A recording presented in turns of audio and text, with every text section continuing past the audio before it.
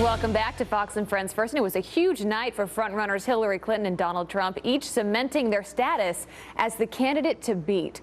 But how did they win? Well, here to examine the exit polls is Michael Maslansky. He's a pollster and partner with Maslansky and Partners. Michael, good to see you this morning. Thanks for being here. Good to be here, Abby. Always so interesting to look at these exit polls and why people voted the way that they did. Let's start with the important state of Florida. Donald Trump doesn't always do well with late voters, but when it comes to Florida, he actually came out on top at 37%. Did that surprise you? Yeah, well, so interestingly, he won by 6% among late deciders, which is a much smaller margin than his overall victory in Florida. So what does that mean? It means that Rubio did better with people deciding right before the election than Trump did. You know, does it mean that Trump was weakening? Does it mean that Rubio was starting to carve into his lead?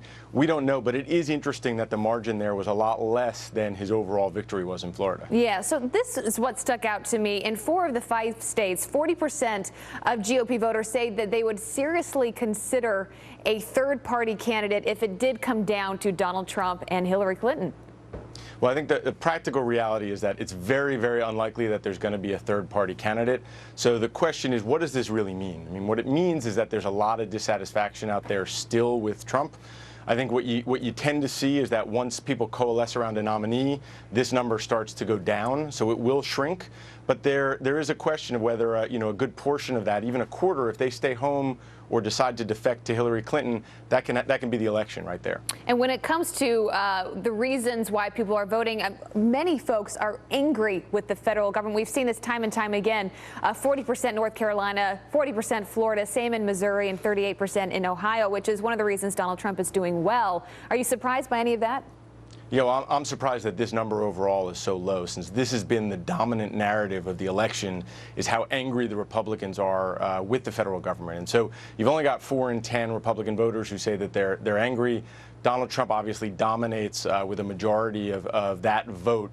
But the surprise there was that it's not a majority who say that they're angry, and we'll see how that plays out towards the general. Well, not a surprise here on the Democratic side. Voters say Hillary Clinton has a better chance of beating Trump if it ends up being a Donald Trump versus a Hillary Clinton. Do you see the matchup between the two changing at all? Do you see Donald Trump maybe doing better if people only have a choice between him or her? You know, I think Donald Trump is a dangerous candidate. I think, what you will see is that there's more enthusiasm for Hillary on the electability front than on any other aspect of her campaign. It will be a battle between kind of style and substance. And the question is, who wins that debate? I think, there's a good argument to be made that Donald Trump is a formidable opponent in that case. Then again, there's a lot that we don't know yet about what Trump can and will do. And so there's also a lot of downside in the Trump candidacy. And Michael, at this point, you've dissected these exit polls and all this information. What was the biggest takeaway for you when you look at why people voted the way that they did? What stuck out to you? Well, I think that you still see that Trump is taking advantage of what's going on in the Republican electorate overall. He's doing a better job of tapping into that than anybody else. And that even though the numbers are still big of people who will consider a third-party candidate, the numbers are shrinking. And so while I don't think that Trump will win the nomination outright, I think you are starting to slowly see a coalescing of people, of Republicans, around a Trump candidacy. Well, and as Heather said earlier, at this point, there is no third-party candidate. So we'll see how that plays out. Michael Maslansky, thanks for being with us this morning. Thanks for having me.